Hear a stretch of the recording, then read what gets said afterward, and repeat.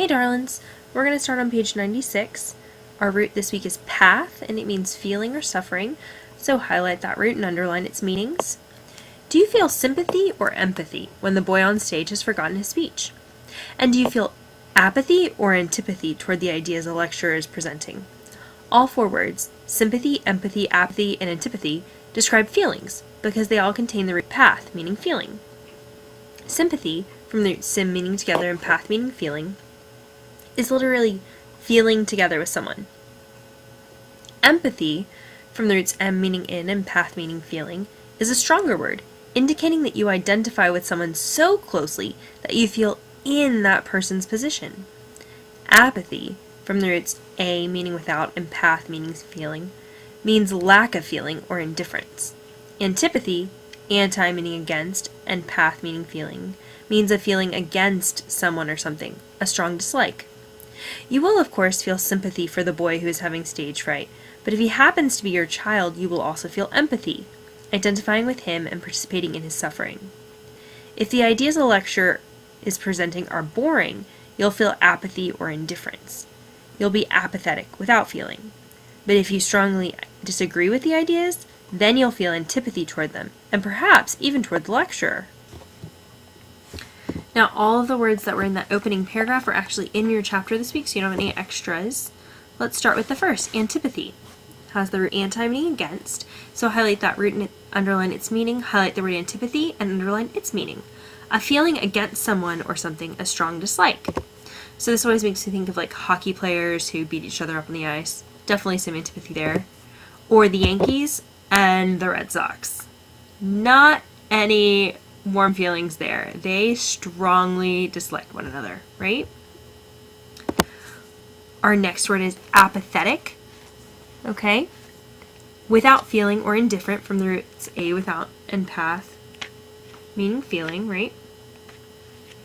Or apathy, a lack of feeling or indifference. Now you're going to notice these are very, very similar. So apathetic is the adjective form, and apathy is the noun form. Okay? So let's take a look at something that's a little bit apathetic. Here's the most apathetic cat in the world. Toby, you in the sink? Sink? Okay.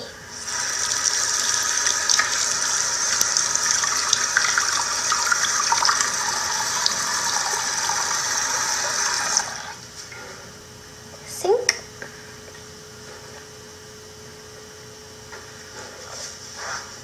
Meow?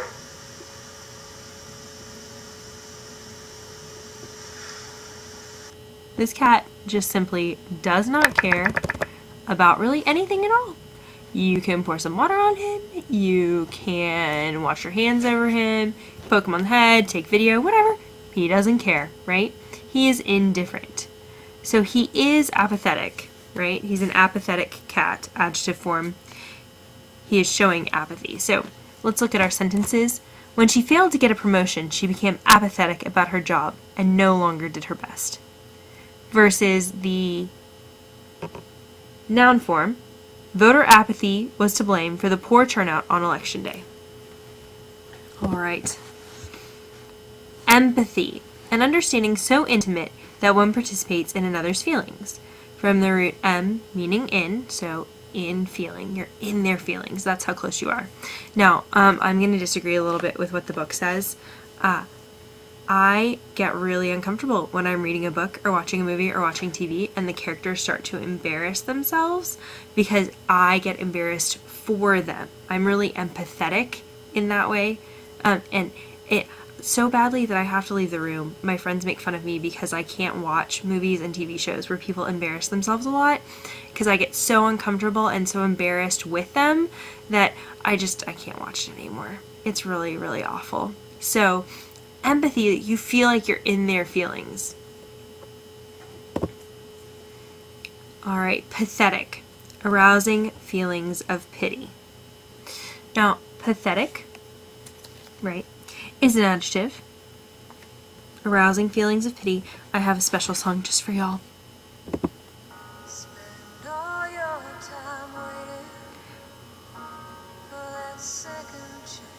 I'm guessing you've all seen the ASPC commercials, or ASPCA commercials, excuse me, where Sarah McLachlan's there and she's talking about how sad it is for the animals, right?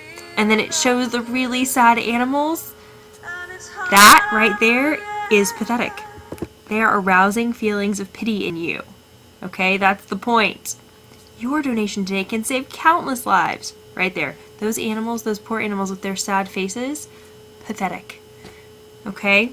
So, that's the word pathetic. Just think of Sarah McLachlan every time you hear that word, and you'll remember ASPCA, sad animals, pathetic. I can't watch that commercial, or I would have put it in here for you guys, but no. You just get the music, okay? Alright, the next two words don't both have the same root in them, but that's okay because they're still related, so we put them together, okay? So, the first one is pathological. Okay, pathological is an adjective. Adjective, you might make a note. Pathological means caused by a disease. It was finally determined that her inability to concentrate was pathological. Okay, so if you hear about someone being called a pathological liar, the idea is like they don't really have control over it. It's caused by something other than like their choice to lie or not lie. Okay? Pathology does have a second root, so it's path meaning feeling and then logy meaning study of. So pathology is the scientific study of the nature of disease, especially the structural and functional changes caused by disease. Awesome, right? So the doctor preferred doing laboratory research in pathology to treating patients. Right, so he's studying like where diseases come from, how do they transmit, what do they do to the body. That's pathology. And so they both are related to this idea of disease. One is the study of, and one just means caused by disease. Okay? Pathos or pathos. I personally would go with the pronunciation pathos, but some people say pathos. I'm not going to judge them. Okay?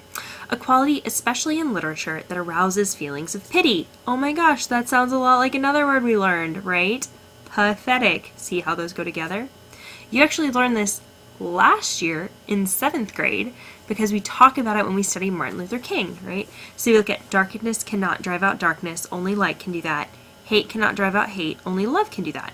So this is actually a tool when you're writing, okay? We talk about it as a rhetorical tool, but really all rhetoric is good writing. So you can use it in any kind of writing, okay? We tend to see it more than anything else in something like persuasive writing where you're trying to convince someone of something. It doesn't have any roots other than path in it, but clearly like that makes perfect sense, right? Feelings of pity, feeling, I get it. Do you get it? Yep. Alright, so highlight that word, underline the meaning just like you've been doing for all the others, and let's move forward. Psychopathic.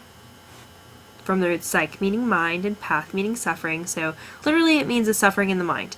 Don't underline that definition. Instead, underline mentally disordered, because that's the meaning we go with. Obviously, I did not choose a picture here because any picture I would find that was psychopathic would probably not be appropriate. So, the search for the psychopathic killer ended in his capture. Very good. Glad he's not on the streets anymore. Sympathy. From the root sim meaning together and path meaning feeling, so feeling together. Literally that is the meaning, but we want to go a little bit clearer. A feeling for another person. So empathy is when you feel like you're in someone else's feelings. Sympathy is when maybe you feel bad for someone. That's sympathy. Everyone felt sympathy for the girl who lost the race. Aw, very sad, right? So here we have like the little girl with the dog leaning on her, the dog showing sympathy by cuddling with her. Then we have the friend supporting her friend who's upset. Those are all sympathy. Okay? Alright, so you need to complete exercise 1 here. It's about the words. It's a really good practice to get you ready for your roots quiz, which will be on Wednesday. For my kiddos, that's also when your Kia is due before advisory on Wednesday.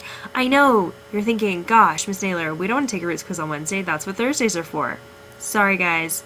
We love you. However, because we're super cool and do cool things like, you know, orchestra assemblies and pep rallies and parent conferences, this coming week and the following week, we still have roots quizzes on Wednesdays. Okay? So, good luck. Study all your old roots, like all of them. Not just a few, all of them. Review them all. okay? And the words for this week, and best of luck on your quiz.